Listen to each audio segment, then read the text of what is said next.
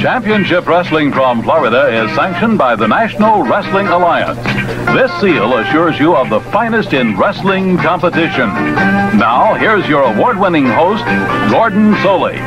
I don't want you making accusations about me out here, man. Well, Mr. Ladd, I'm just trying to put together some rumors that I've heard that Mr. Race has put out a bounty and that... Well, look, when big money's passed out, you know I'm always around somewhere, but a bounty, look, I'm not the type, you think I'm the type of man that would come to collect a bounty? Well, Mr. Ladd, I don't wish to be put in that posture of trying to judge you as an individual, sir, but it does seem strange that the bounty is mentioned and suddenly you're back in Florida, Pac Song is returning, Ivan Koloff is returning. It does seem like... Well, all right, you got all these rumors. What type of money has been talked about now? In excess of $10,000, possibly $20,000. Well, you know, when you're heavyweight champion in the world in wrestling, you make anywhere from $300,000 to $500,000 a year. Yeah. So a man makes that kind of money, can put a bigger bonus out than that, don't you? A bigger bonus than that out, don't you think? Well, that's possible, yes, sir. I can't deny that. I'll tell you what, Mr. Ladd, I know that you do have a match coming up momentarily, and if you'd care to carry this discussion on with me further, that would be fine at a later time, but right now I think we do need to get on to some action. Don't you agree, sir? Do anything you want. You're just a TV announcer. Yeah, well, interesting comment from Ernie Ladd, and we'll be back with Ernie Ladd in our first match right after we pause for these words. Introduce you right from Houston, weighing in at 303 pounds, Ernie the Cat Ladd. His opponent from California, weighing in at 255 pounds, Phil Mercado. Ernie Ladd going up against Phil Mercado. Mercado, who has been doing extremely well since arriving in Florida, facing this rather awesome gentleman, Ernie the Cat Ladd. He is from Grambling College, was All-Pro five consecutive times. And Mr. Ladd having some sort of a problem with the referee here, but handing his jacket off. We're waiting now for the bell to ring. Ernie Ladd offering his hand. The match is underway. Ladd locks up collar and elbow. Bulls Mercado back into the ring ropes. Ladd in a good clean break. Steps back. Ladd going in that time for a bear hug. Once again, Bulls Mercado back into the ropes. Again, the referee calls for the break. Ooh, and Ladd exploded on the break. Catches Mercado, catches him again. Ernie Ladd smashing Mercado into the turnbuckle.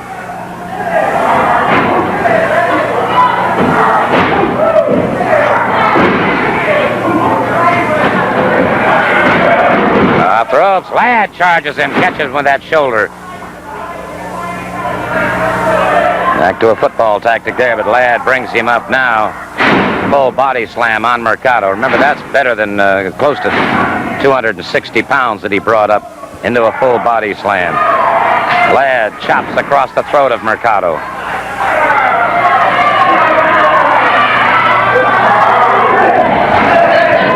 Again, Mercado driven to the canvas by Ladd. Mercado searching for those ropes, trying to find some surcease somewhere, but not finding it as Ladd. Ernie the Cat keeps moving in on him. The referee again warning Ladd.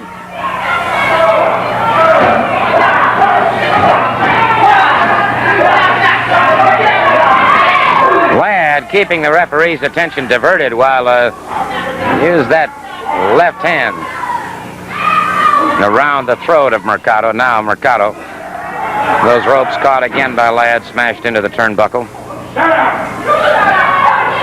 Ernie the Cat Ladd, and Mercado fires back, caught Ladd in the pit of the stomach, catches Ladd again in the pit of the stomach, and so Mercado, who's taken a lot of punishment from Ladd, now beginning to show Ernie the Cat Ladd the way to go. Mercado closing in again. Mercado a full arm drag and whip. Ladd shaking the entire ring as he crashed into that turnbuckle. Mercado closing in again. Mercado with a forearm across the broad expanse of that back of Ernie Ladd. Ladd huddled in that turnbuckle now. Mercado closing in. Mercado trying to bring him out from the corner. Ladd hanging in there. Mercado with a forearm across the back once again. caught him in the throat. Ladd catches Mercado in the throat, drives him to the canvas. Ladd bringing him up. Catches him in the throat again. Ladd stalking his man. Moves in, crashes down on Phil Mercado. Those thrusts to the throat have taken their toll of Phil Mercado. Mercado whipped off the ropes. Ladd catches him with that big size 17 right under the chin. Ernie Ladd crashing down on Mercado once again. The count of three. The count of three. Ernie Ladd, his hand raised in victory. But you can imagine the awesome power as that 300 and some odd pounds comes crashing down. We're going to take a look at that once again.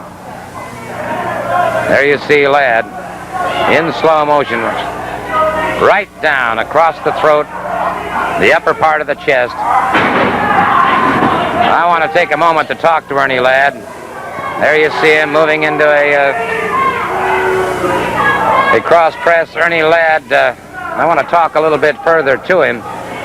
Am I to assume, Mr. Ladd, that the bounty situation does not interest you, that you say Rhodes is through in Florida and that you're not here to wrestle Rhodes? Is that correct? Everybody get a look at that. See what it says. Rhodes, you're through in Florida. Well, look, you know, you're the biggest agitator in the country. The people in the networks have made a tremendous mistake. They put you out here in front of a camera, and you're biased from all indications you're prejudiced, too. Ever since I've been in Florida, when Dirty Rhodes turned on me and tried to misuse me, you've tried to take over this man all down through the years. Well, let me tell you something. It's known fact that I was the highest paid lineman to ever play professional football. But everybody know I really believe in the saying, money talk and bull jive walk. I got in the ring and disposed of a man that's a real good man. He's been in the gym, I don't know how long, working out, building himself up. Big, strong, powerful muscles and everything now. But I got big, strong, powerful muscles. And look at this physique of mine. Get a good look at it. I'm a man. I'm a real man. Everybody talking about the type of body they got. Hey, let me tell you something. Dirty Rhodes is trash. He goes around, you're talking about stardust, and you're asking me about a bounty. Yes, sir. And you think I'm being evasive about answering? Yes, sir, you certainly. Well, that's my business. You're just a TV announcer, and don't you forget it. I'm well aware of my position in life, sir. The only thing I'm curious about, I want to find out, are you here specifically? Well, I'll tell you exactly what I'm here for. If you stop talking out your neck, the side of your mouth, Dirty Rhodes, Dirty Rhodes. Well, I'm here to regain my Florida title. A champion of all Florida, one of the most prestigious belts in the world. Dirty Rhodes, I beat him, everybody. I beat this boy so much I'm sick and tired of it myself. I beat this boy for the champion Florida ship, and he cried. And Mr. President of the National Wrestling Alliance, Mr. Eddie Graham, a longtime friend who was the president of the National Wrestling Alliance, and Mr. Eddie Graham, he come and took the belt from me. I won the belt in the ring, right in the middle of the ring. 1, 2, 3, beating Dirty Rhodes. But yet still, Mr. Graham will come out here because Dirty Rhodes is like a child of his. It's like a child of his. He spends plenty of money on the boy. He takes good care of the boy. When they threw the boy out of Texas, they get ready to run him out of Florida. Mr. Graham said, well, the boy's homeless, this, that, and the other. I'll take care of him. He took it on his arm to take care of the boy. Well, but I come to get the Florida championship and beat everybody else, and don't try to brainwash the people talking about I'm coming here looking for a bounty.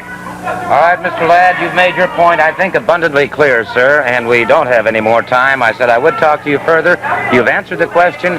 He categorically denies. I'm the highest paid pro football player that ever played a line position. Well, can you deny that fact? No, sir, I certainly can't. I cannot deny the fact that they have tough competition here, right? Yes, they do. I'm in here for the biggest and the best of competition I can get. Now, if a little money happens to come my way now. I think you've made your point, Mr. Ladd, and our time is completely gone. We'll be back in just a moment. Bobby Duncum and Killer Karl Cox going up against Prince Tonga and Jimmy Garvin. Tonga making his first appearance on Championship Wrestling from Florida. He is from the Kingdom of Tonga in the South Pacific near the Fiji Islands. As you know, there have been a lot of great islanders who have become fantastic wrestlers.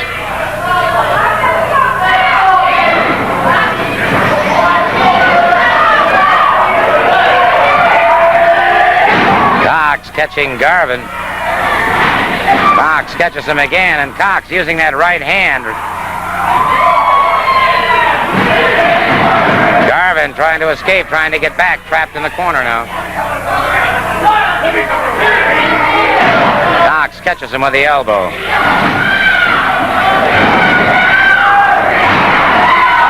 And now Garvin battling back, and he's catching Cox. Cox very quickly makes the tag with Big Bob Duncum. Duncum, former football player with the St. Louis Cardinals, out of West Texas State. He's big, he's double tough. Tonga makes the tag now. Tonga moving in, and Tonga using forearms very effectively. Catches Duncum, has Duncum staggered backwards. Duncum down on one knee. And Tonga now moving very effectively a snap mare that has Duncum down. Tonga crashes down across his throat, and so Prince Tonga moving, caught, taken to the ground, overwhelmed by the weight and power of Bobby Duncum. Now some double teaming going on. Tonga being caught again. Duncum closing in. Tag is made. Killer Karl Cox.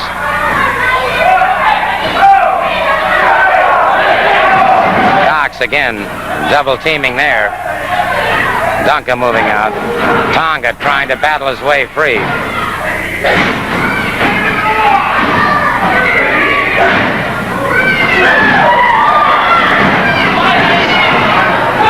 And it is Tonga now trying to get over to tag if he can. Duncum catches Tonga, brings him to the canvas once again. All right, once again, Duncum closes in. And Jimmy Garvin moves back in the ring, catches Bobby Duncum. Good flying drop kick by Garvin. Garvin trying to snap mare that time, blocked by Duncum. Duncum closes in again. Garvin, a gritty competitor, but caught now by that tremendous power of Big Bob Duncum. Cox catches him in the midsection after the tag was made. Again, Cox catches him. Cox brings him up. Full body slam. Makes the tag with Big Bob Duncum. Duncum moves in. Garvin tries to reach out to make the tag with Tonga. Blocked by Duncum.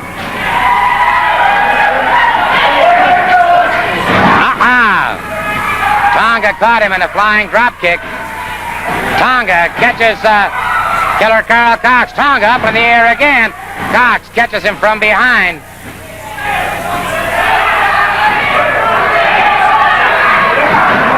Tonga brought up, caught in the shoulder breaker. Caught in the shoulder breaker. A count of three.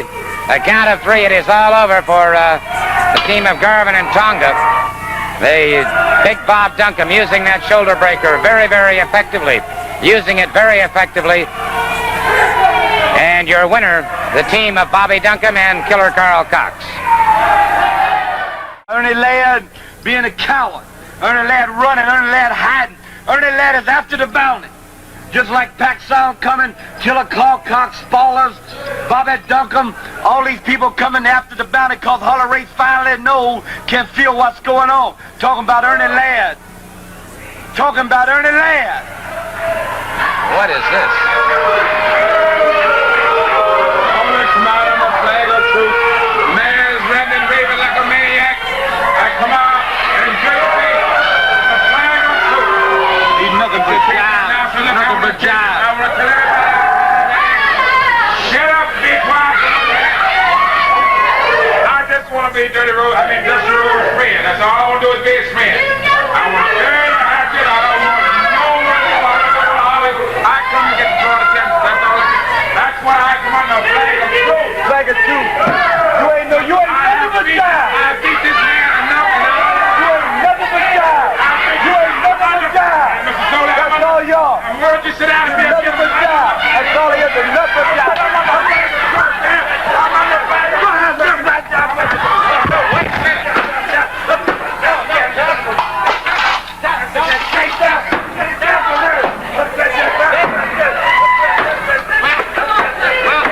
I get order restored, please?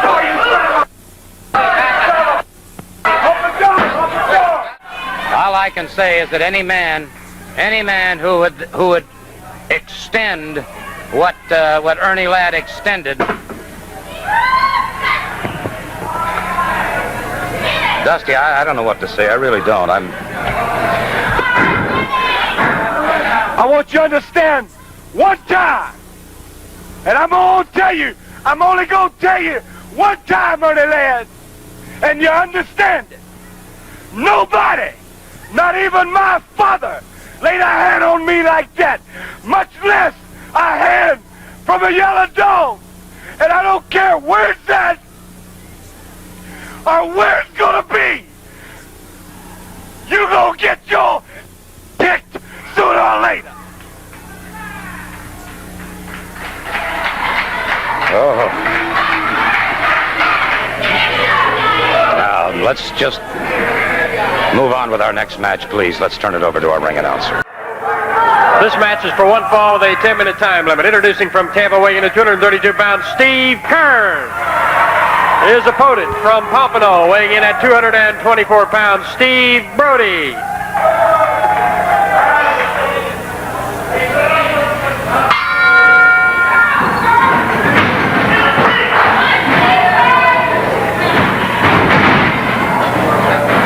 Steve Keirn moving out against Steve Brody. I'm still trying to get myself together after what just happened.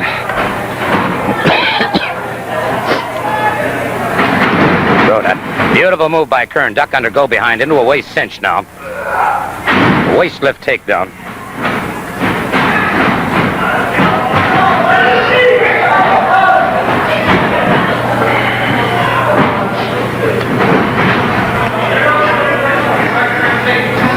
All right, circling each other once again.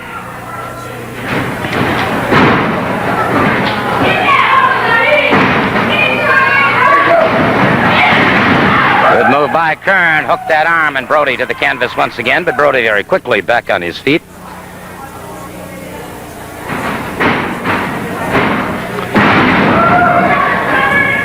Fireman carry takedown by Keirn.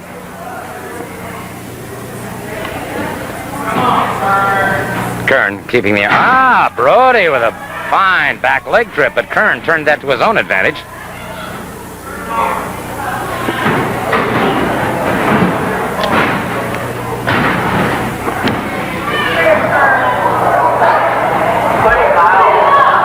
Keirn into an inside armbar, and again Brody with that back leg trip.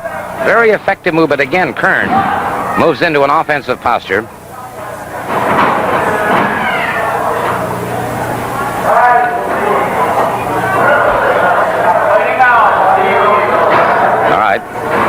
Brody bowls him back to the ring ropes. The referee calls for the break. And it was Brody firing away in the break, and Keirn fired right back. And Keirn has one of the most lethal forearm smashes in professional wrestling.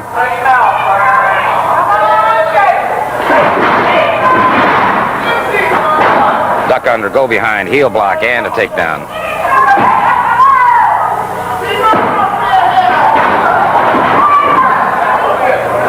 Into the ring ropes, and the referee again calls for the break.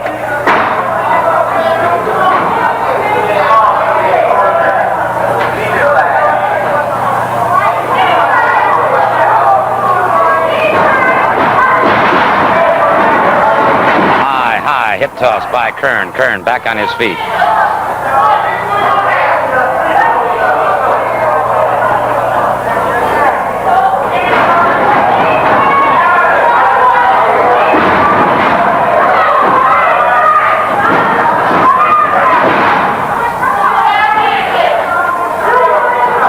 Match between these two athletes. Brody, deceptively knowledgeable. He will lull an opponent into a sense of false security and then suddenly upend him. Keirn did not relinquish his hold and consequently still has Brody in trouble.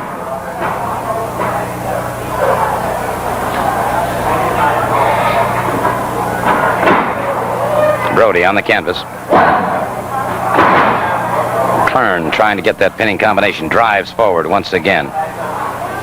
Keeping that armbar very close to those ring ropes.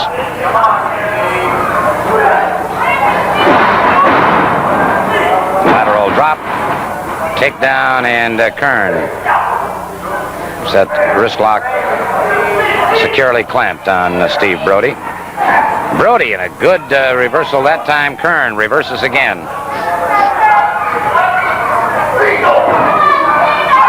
Now Brody caught in the hammerlock.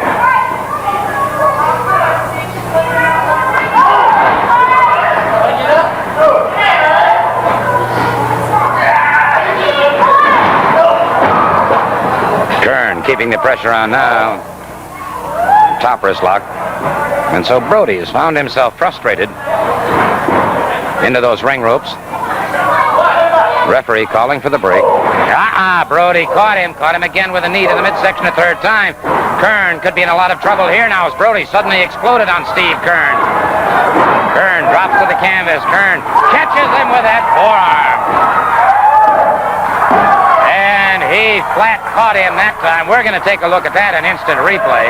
That's what I'm talking about. Perhaps the most lethal forearm in professional wrestling today. Watch him now.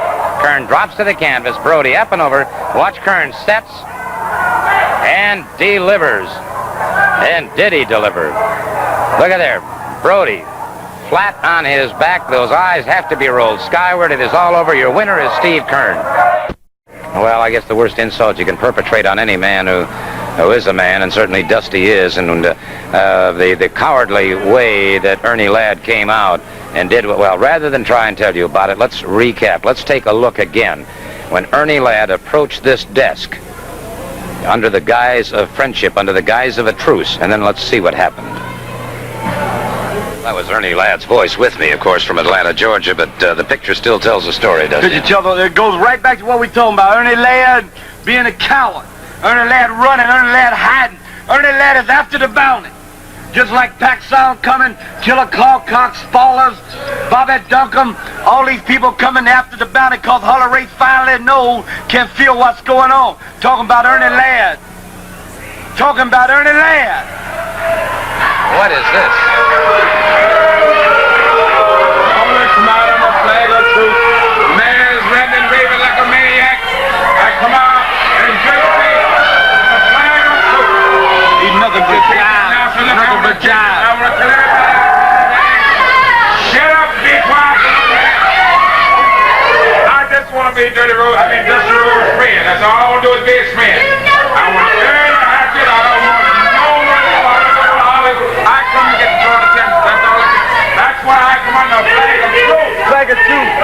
You ain't nothing but jive. I beat this man enough. You ain't nothing but jive. You ain't nothing but jive. That's all y'all. I'm going to sit down and be a Nothing but jive. That's all he is, nothing but jive.